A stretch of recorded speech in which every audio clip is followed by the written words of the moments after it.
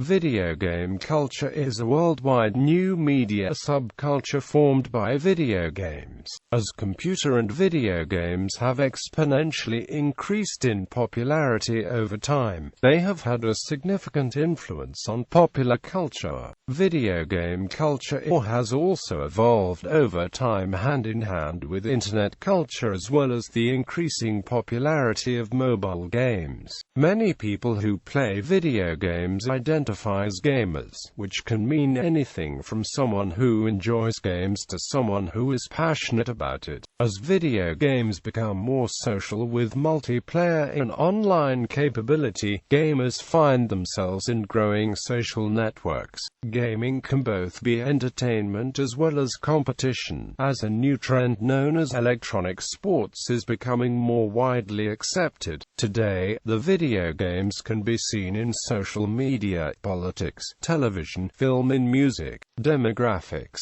As of 2014, the average age for a video game player is 30, a number slowly increasing as people who were children playing the first arcade, console and home computer games continue playing now on current systems. The gender distribution of gamers is reaching equilibrium, according to a 2011 study showing that 58% of gamers are male and 42% female. As of 2011, ESA reported that 71% of people aged 6 to 49 in the U.S. played video games, with 55% of gamers playing on the phones or mobile devices. The average age of players across the globe is mid to late 20s, and is increasing as older players grow in numbers. One possible reason for the growing increase in players could be attributed to the growing number of genres that require less of a specific audience. For example, the Wii console has widened its audience with games such as Wii Sports and Wii Fit. Both require more activity from the user and provide more reasons to play, including family competition or exercise. It could also be because people who played video games when they were young are now growing older and still have that interest in video games. Currently, the largest entertainment industry for children is gaming. According to a 2008 telephone survey with a sample size of 1,102 respondents, 97% of children living in the United States and between the ages of 12 and 17 play video games.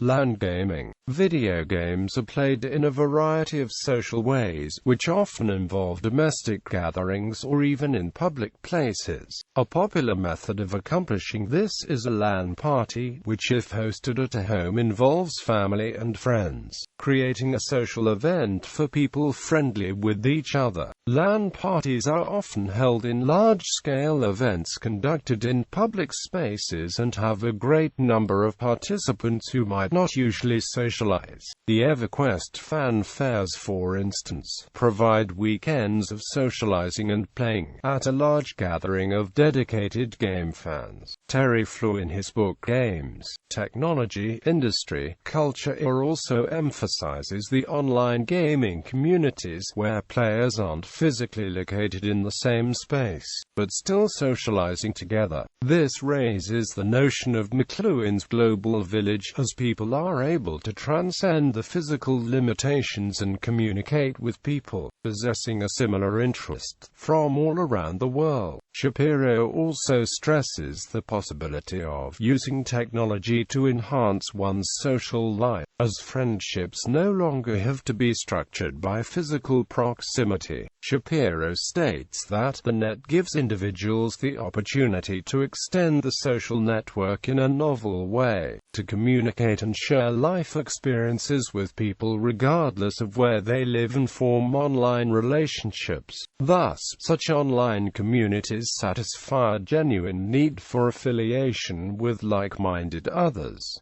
Online gaming. Online gaming has drastically increased the scope and size of gaming culture. Online gaming grew out of games on bulletin board systems and on college mainframes from the 1970s and 1980s. MUDs offered multiplayer competition and cooperation, but on a scope more geographically limited than on the Internet. The Internet allowed gamers from all over the world, not just within one country or state, to play games together with ease. With the advent of cloud gaming, high-performance games can now be played from low-end client systems and even TVs. One of the most groundbreaking titles in the history of online gaming is Quake, which offered the ability to play with 16, and eventually up to 32 players simultaneously in a 3D world. Gamers quickly began to establish their own organized groups, called clans. Clans established their own identities, their own marketing, their own form of internal organization, and even their own looks. Some clans had friendlier hostile rivalries, and there were often clans who were allied with other clans. Clan interaction took place on both professionally set competition events and during normal casual playing, where several members of one clan would play on a public server. Clans would often do the recruiting this way. By noticing the best players on a particular server, they would send invitations for the player to either try out or accept membership in the clan. Gamers from the ages of 10 to 60 play online games, with the average being 28 years old for online games, both cooperative and competitive.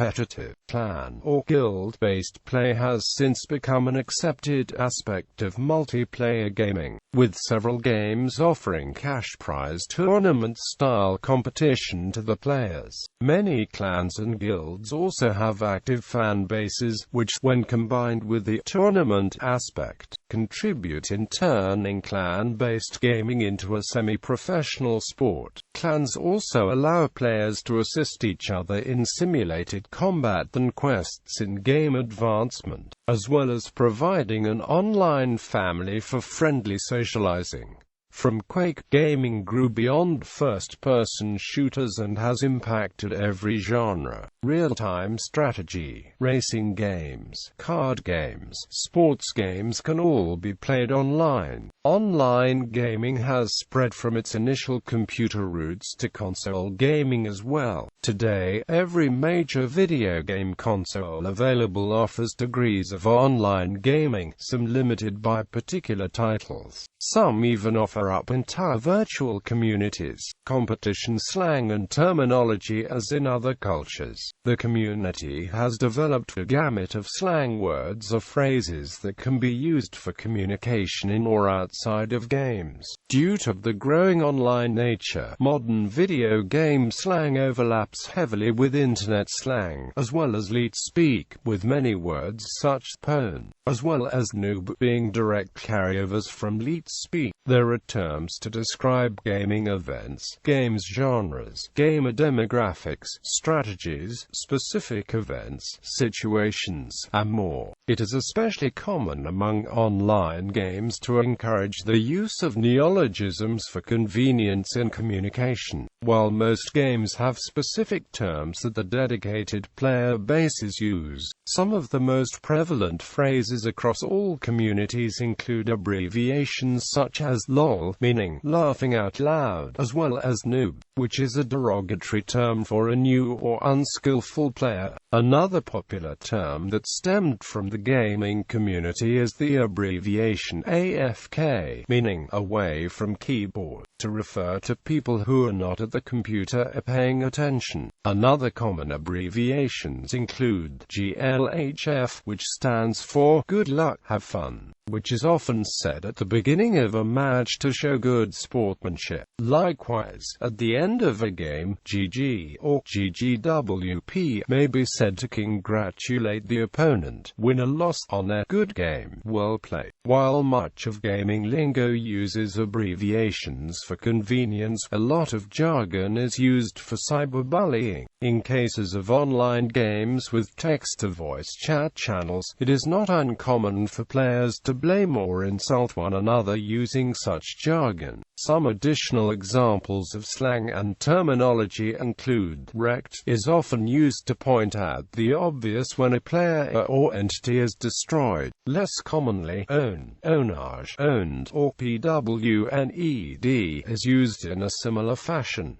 Gaming networks. The shift from console-based or shrink-wrap gaming to online games has allowed online games and massively multiplayer online gaming today to develop highly advanced and comprehensive communication networks. With the freedom of the Internet's architecture, users can become producers of the technology and shapers of the growing networks, compared to past eras where consumers had little means of communication with game developers and other communities beyond the geographical location. The Internet has created many methods of communication, such as through the online bulletin board website, Reddit. Gamers can often develop sub-communities in game clans and may use third-party VoIP programs to communicate while playing games such as Skype, Ventrilo, TeamSpeak. These gaming communities may have nothing in common, or instead designed for dedicated, skilled players,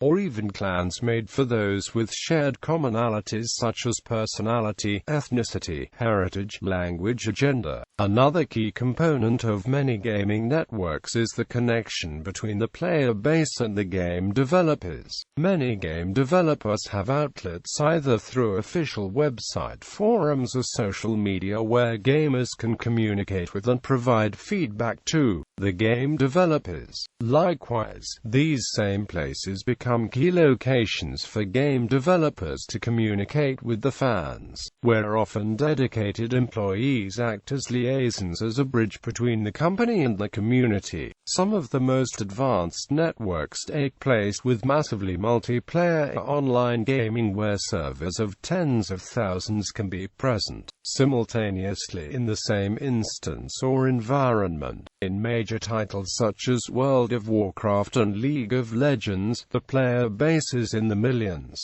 With so many people, many of these communities may develop virtual economies that may use a barter system or currency system. In some games, the interest in the virtual economies may be so great players will spend real money through auction sites like eBay for virtual property and items, commonly known as RMT. Some game developers may ban RMT in the games, especially when it interferes with the equity of the game. That being said, other game developers embrace it with one game, Second Life, with its entire focus on the usage of real-life currency for everything in the game world. Social or antisocial technology. There has been much debate among media theorists as to whether video gaming is an inherently social or antisocial activity. Terry Flew argues that digital games are increasingly social, a trend that works against the mainstream media's portrayal of players as isolated, usually adolescent boys hidden away in darkened bedrooms, failing to engage with the social world. He asserts that games are played in very social and public settings. For example, computers and consoles are often played in living areas of domestic homes, where people play with family or friends. David Marshall argues against the rich source of effects-based research, finding that games are deliberating and antisocial forms of behavior, rather suggesting that the reality of most games is that they're dynamically social. The elaborate social conversations that emerge from playing games online in massive multiplayer formats, exemplifying The Sims Online, he states, has built up entire political and social structures in given communities that provide an elaborate game life for participants. Gamers in these online worlds participate in many-to-many forms of communication and one-to-one correspondence. The games are not only massive, they are also intimate and social. Gosney argues that alternate reality gaming is also inherently social, drawing upon Pierre Harvey's notion of collective intelligence. He states that the game relied upon an unprecedented level of corroboration and collective intelligence to solve the game. The issue of collective and corroborative team play is essential to ARG, thus are anything but a solitary activity. Hans Gesser further rejects the mainstream media view that video gaming is an antisocial activity, asserting there is considerable empirical evidence that Second Life serves mainly to widen the life experience of individuals who have already a rich first life, not as a compensating device for marginal loners, thus highlighting the fantastic social possibilities of Second Life, as the intangible reward of social belongingness is of paramount importance. Bray and Konsinski also argue the ability of the technology to enrich the lives, as most millennials report no difference between friendships developed in the real world versus friendships developed online, and most use the internet to maintain the social networks and plan the social activities. Social implications of video games. The advent of video games gave an innovative media technology that allowed consumers to archive, annotate, appropriate and recirculate media content. Consumers can use this media source as an alternative tool to gain access to information of their interest. The community aspect of video gaming has also had implications for the social interactions and collective behaviors of consumers involved in the activity. Rise of subcultures. Contemporary investigations have found that there is a prevailing social framework in place during gatherings of gaming enthusiasts or gamers. Myra suggests that gamers who gather together to play possess a shared language, engage in collective rituals and are often interested in cultural artifacts such as gaming paraphernalia. Cronin and McCarthy have also explored a liminal, hedonic food culture to be present among these socially connected actors. The commensal consumption of energy-dense, low-nutrient foods is considered to be appropriated during long stretches of gameplay to contribute to the community and hedonistic aspects of social gaming. In response to the central importance that food plays in the collective enjoyment of social gaming, various websites have been created which allow gamers to rate the favorite foods to accompany play. The presence of rituals, shared discourse, collective action, and even a liminal food culture among gaming communities gives credence to the concept of these cohorts existing as self-defining subunits within mainstream culture. However, due to the ephemeral and transient nature of the rituals, and also the possibility of virtual interaction through online participation, these cohorts should be considered postmodern subcultures.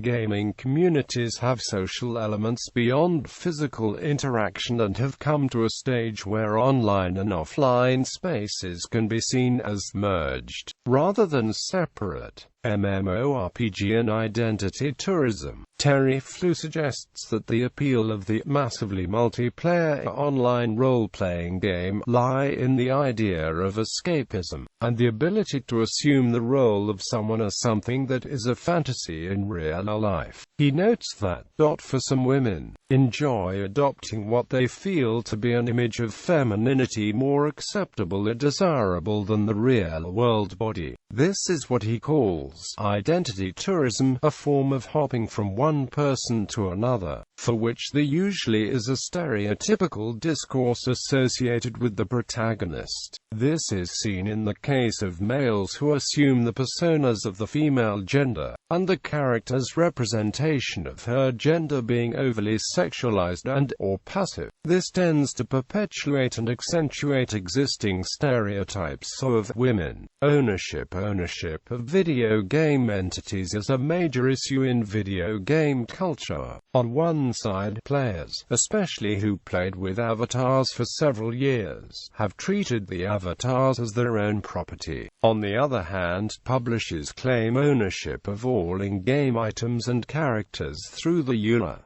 Terry Flew recognized this problem. Intellectual property is much better suited to conventional texts that are fixed or finished, rather than ongoing collaborative creations like games. He also highlights that these issues will only worsen as more interactive games emerging. Issues of regulation, ownership, and service will only get more problematic. Violence narrative. Violent content in video game are often a source of criticism, which according to Terry Flew is related to the subject of moral panic. Terry Flew writes that the effects-based research which gives rise to the computer games' violence discourse is mostly psychology-based research, influenced particularly after horrific events such as the shooting of schoolchildren at Columbine High School in Littleton, Colorado in 1999.